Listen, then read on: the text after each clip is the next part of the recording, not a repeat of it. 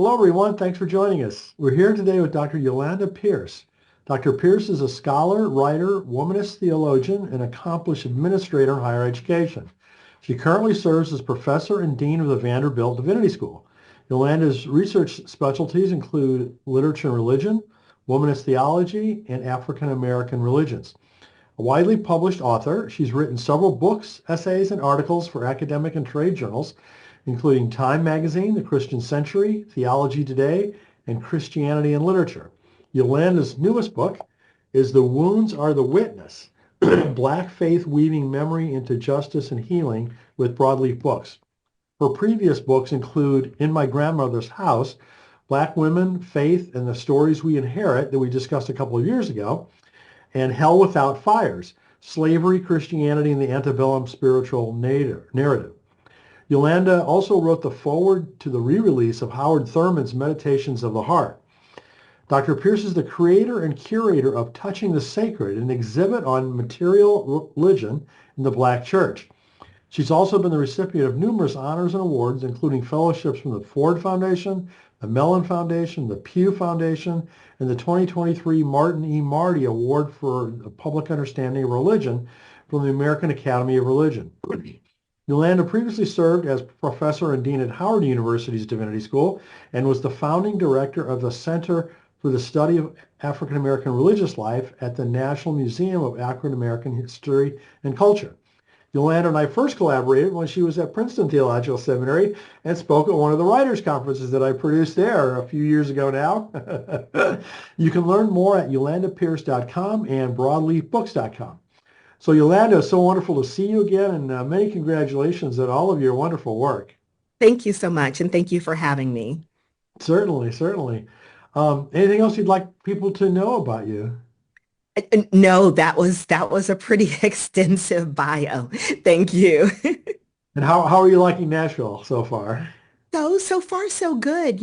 I'm a native New Yorker and I've spent the vast majority of my life in the Northeast and moved here most recently from Washington, D.C. So still learning Nashville, still learning Southern culture. I'm having a good time. And how's Vanderbilt? Vanderbilt is wonderful. It's a wonderful university. The Divinity School is just a great place. And, we're just all dealing with lots of different changes and challenges in higher education these Yeah, days. Never a dull moment. never a dull moment, and getting less dull by the Yeah. moment, I would say. So let's get into the book. As I mentioned, The Wounds Are the Witness, Black Faith Weaving Memory into Justice and Healing. This is kind of a unique book. How did it come about? It really comes about from a careful reading of the idea of Thomas, this doubting disciple. Hmm. So all my life, I've heard sermons about the disciple who needed to see the wounds of Jesus, the resurrected Jesus, to know for himself that that is Jesus, right? And so I had heard sermon after sermon. Most of those sermons focused on the question of doubt and belief, right? He has doubts. He can only believe if he touches. What do we do with the people who can't touch but believe, right? And so many of those sermons focused on this question of doubt and belief. And that's certainly a part of faith. And I talk quite a bit in my other work about doubt and belief. But for me, the crux of the story is not that at all. The idea that after this passion of Christ, what we call the passion of Christ, this crucifixion, this gruesome scene, this glorious resurrection, that Jesus chooses to appear to his disciple and then others with the wounds still evident. And so for me, the story is about the wounds, right? What does it mean for this Jesus, this person that Christians affirm as the Christ, as the Son of God? What does it mean to appear where the wounds in the flesh, the physical, tangible evidence is still present for them to see? And so for me, I write about the wounds are the witness as to talk about the wounds that we receive. Sometimes they're physical, sometimes they leave scars, sometimes the wounds come from people we love or come from strangers. Sometimes the wounds are national, right? Sometimes the nation or the institutions we love inflict wounds. But how do we talk about wounds? And then how do we talk about healing? So all of this is to say, I was inspired not by the interplay between faith and doubt, but by this radical posture of vulnerability, of showing up to the disciples with the wounds still visible. And what do we do with that? And my ultimate conclusion is simply this: healing takes time. If even the resurrected Jesus still had wounds, then healing for the rest of us in the fullness of our humanity, it will take time. Wow, that's very cool that you thought of it that way. The book title is so fitting because each chapter of the book, is based on some type of wound and its impact. Yes. So, can you tell us how you chose that organization, that theme, and then implement it? Yes. And so that's what made me think about all of the different ways that we can talk about wounds and also the ways that we often don't discuss them. And so if you say wounds to someone in the healthcare profession, right, they're thinking about those physical, tangible, things that happen to the body. You can have a paper cut or you can have a gunshot wound, right? Like, so there's wounds in the medical context. But I was thinking about it more metaphorically. I was thinking about the harm that can be done to people by places or those you love or family members or institutions. But I'm also thinking about the wounds of the nation, like literally the wounds that the earth has received because of our carelessness, that we don't take care of the environment. And so, there's a scripture that talks about creation groaning, right? So there are wounds that are evident literally on our planet. And then I was thinking about, of course, the wounds that we bear in our spirit when we've been harmed. And so as a person of African descent, as a person of whose enslaved ancestors helped to build this country, I think about the wounds that come about because of racism or sexism or misogyny, right? So it's all of these different kinds of wounds. What are the possibilities for healing? How do those different wounds manifest themselves? Clearly, environmental wounds and damage to the earth, the scarring of the earth, the fracking, the mountaintop removal, the exploitation of the soil. That's a wound. And even though it's done to the earth and the planet, it still has implications to wound people, right? And so I'm just thinking about the interplay of all of these different wounds and scars and injuries, both visible and invisible, both tangible and intangible. And how do we heal from them? And where does God's justice show up as we look for healing? Well, I love the way that you kind of took these things on a national or global, nature. I think that's an important thing, even more so in our society today. Absolutely. Um, the first chapter of your book talks about bones, so wounded remains, and you describe two different burial grounds, one in Portugal and one in New York City. And, they're pretty compelling descriptions. Can you just share a little bit about those two instances? So I'm thinking about actual bones, like physical bones Yeah. in that chapter. And there is a field of study that is osteobiography, right? Which is you can tell a person's life story through a careful examination of bones, right? The remains, sometimes the remains hundreds and hundreds of years after the fact. And so I started with this idea by the poet Lucille Clifton, where she talked about a bridge of ivory. And what this bridge of ivory is that she's thinking about the transatlantic slave trade. And she's thinking about those who were pushed overboard or thrown overboard or those who chose to jump overboard. And to say that the Atlantic Ocean is this watery grave, like this place where the bones of people of African descent are littered as a response to the transatlantic slave trade. And so the two burial sites that I mentioned, one in Portugal and then one in New York, are burial sites in which the bones of enslaved African people have been discovered. And the bones tell the story of the trauma and the wounds. The bones tell us about the malnutrition. The bones tell us about the kind of physical labor that these folks perform. The bones tell us that in some instances, they were actually physically worked to death, right? And so the bones are telling a story. Instead of, I argue, saying, well, here are these bones. What can we do with these bones? What can we do with these stories? We actually have a responsibility, like the descendants of Joseph in the biblical text, to carry those bones, right? To actually put flesh back on those bones by remembering the stories, remembering the peoples, remembering the languages that are connected to these bones. And so we can tell the story through the bones, but healing comes through the remembering, Mm. the memory, putting like life, breathing life back, that valley of dry bones, right? Breathing a certain kind of life back into these bones. So we tell the story, and then the story of our nation is correctly told. Because the story of our nation has everything to do with genocide and enslavement. And without those bones and letting them bear witness and the wounds that those bones represent, we're not telling a full picture of how we got to be who we are. Well, thank goodness for books like yours, because I personally have learned so much history that I never knew before, by reading your books and, books by indigenous authors and other Black authors. So thank you for, the work that it takes to uncover the bones, so to speak. Absolutely. Excavation work. That's exactly what it is. Yes, exactly. So the second chapter talks about wounds of shame.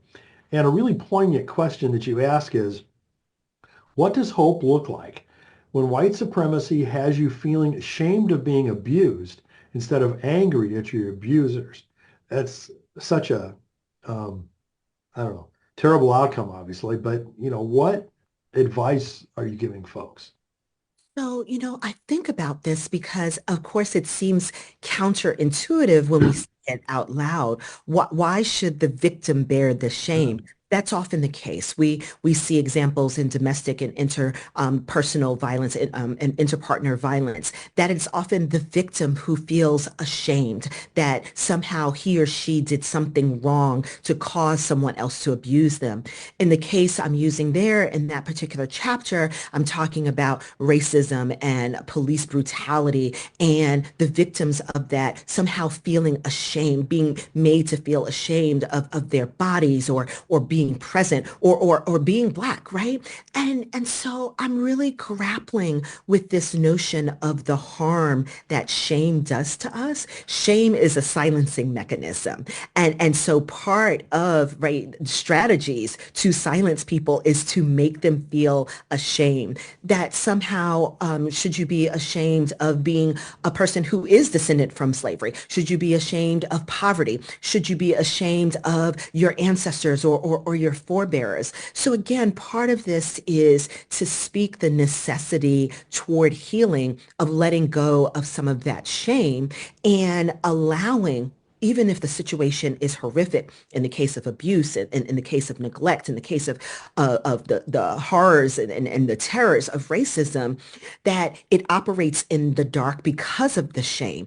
And so shedding light on it and allowing yourself to say, I won't hold that in my body, right? I won't hold that shame in my body. I won't hold the way that we still do the black white binary where blackness and darkness is bad and evil and lightness and whiteness is good and evil, and we internalize that. So we're really talking about people and we're talking about flesh and we're talking about skin, and to say I won't internalize that kind of shame that's put on me from these forces, particularly these binary forces.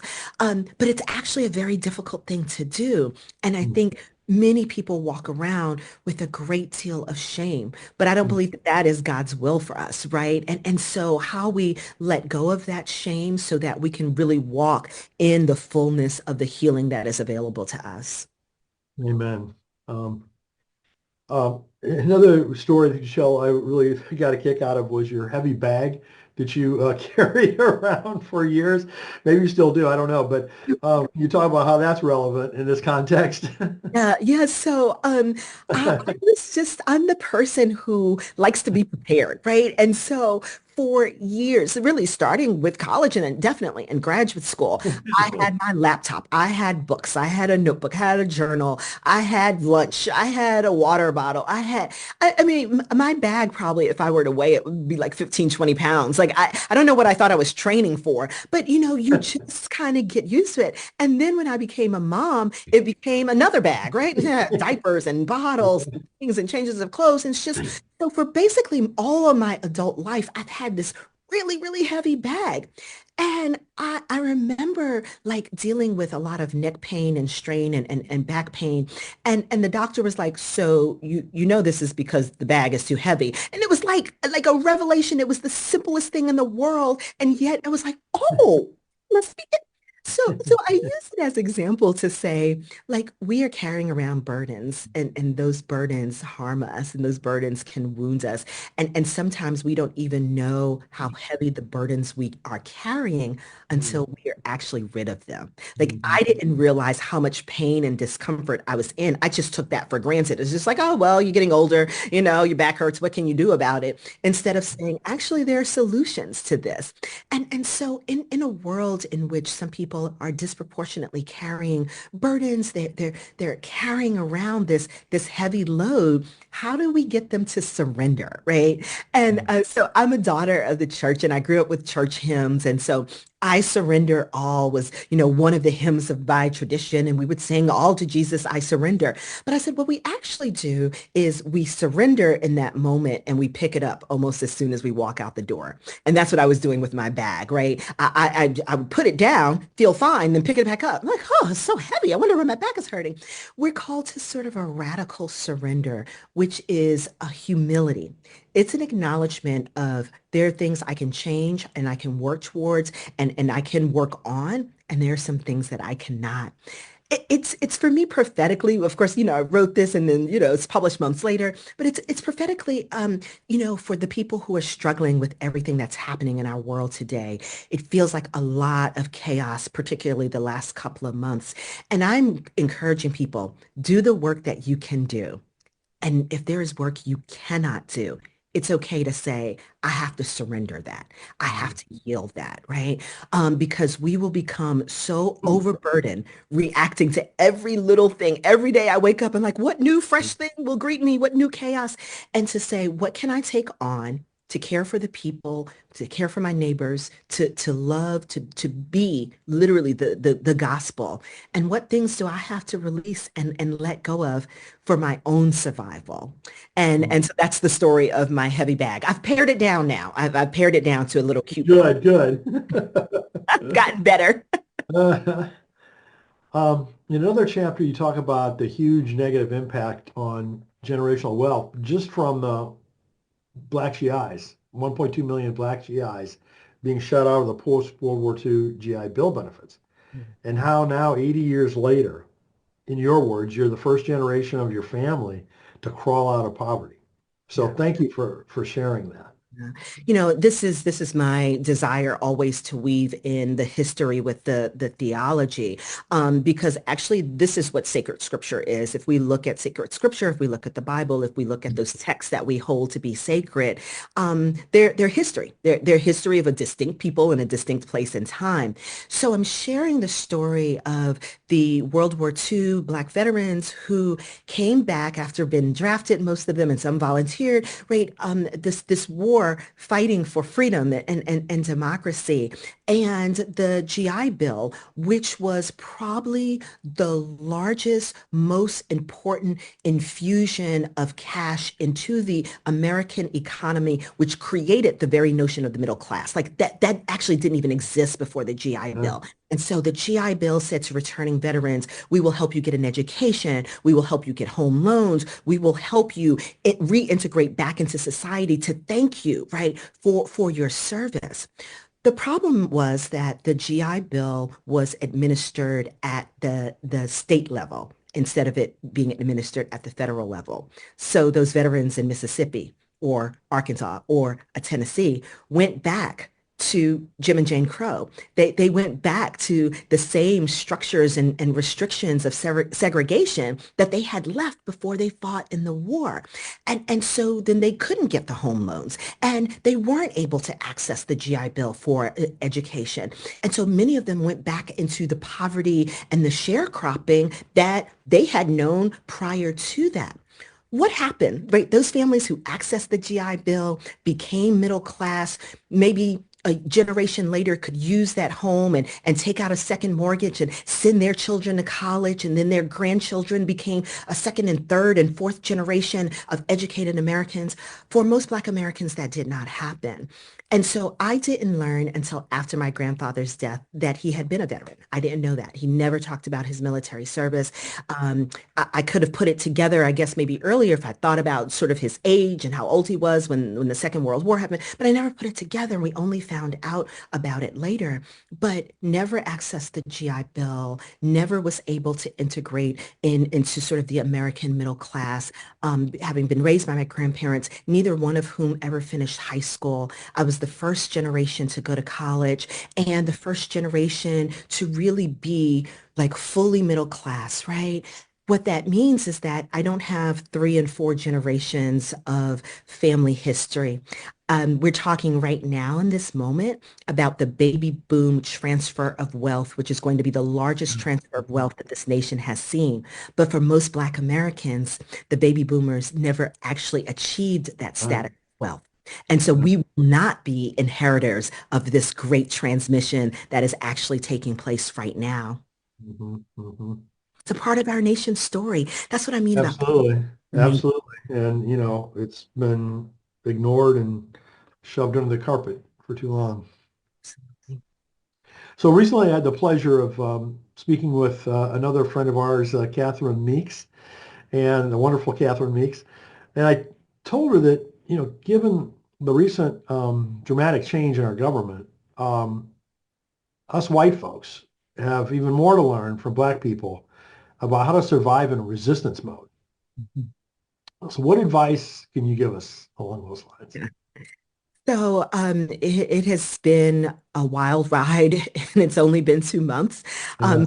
We are all thinking through a lot of complicated scenarios, but the ability to both survive and then I want to add also find places of joy and places to thrive is a matter of resistance that Black folks in this country have known really well. You know, some of it is about the ability to take something to make something from nothing, right? Like to take the scraps, to take the little bits and pieces. This is what quilters do, for example, right? They take the little scraps of fabric from this and that, and then they create a thing of beauty.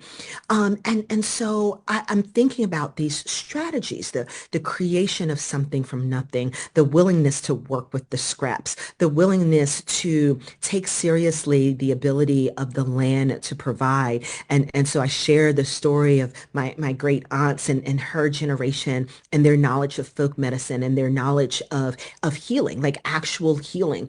And to simply say that I need that now. Whatever we will be facing over the course of the next few years, that kind of knowledge that comes from indigenous people or poor folk or folks who are rural and live very close to the land, we really need that. And instead of discarding people and discarding their stories and sort of just dismissing that as, as I did growing up, like that's some crazy folk medicine. Like, I don't know, like, why are they giving us castor oil? Like, that doesn't make any sense. Cod liver oil, like this was insane to me. But what I recognized was here were people who didn't really regularly have access. And so what they had to do was figure out ways to keep their communities and their families healthy and whole. Here were people who depended upon their faith to bring them joy in places where there was so little joy. So we have some lessons that we can learn about not only the possibility of survival, but the possibility of even finding joy and community in solidarity as we're going through some tough times, and I think some tougher ones even ahead of Yeah. us. Yes, I agree. So we've talked about quite a few heavy, depressing topics. Can you offer us some words of hope? Yes. So believe it or not, I mean, this is a really, really hopeful text. And a part of why it's hopeful has to do with my own location as a dean and as a professor at a divinity school. So day in and day out, I see students, I see young people, I see folks who are still believing that they can make a difference in the world. And so I want to say that, on any given day, I am so hopeful because I have a whole school filled with students who remind me that there's hope.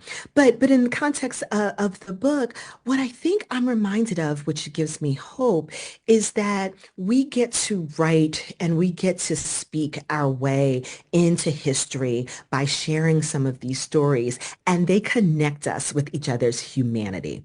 So I come from a holiness Pentecostal background. And so the day of Pentecost is a very, very big deal in my tradition. And so we're constantly talking about this story, the day of Pentecost and cloven fire and tongues. And so we love all of that. But what I love about that story is that every person who is visiting Jerusalem hears the Spirit of God in their own language. Not that they are miraculously hearing it all in one language, all in Aramaic or all in Greek or all in, right? They are actually hearing it in their own language.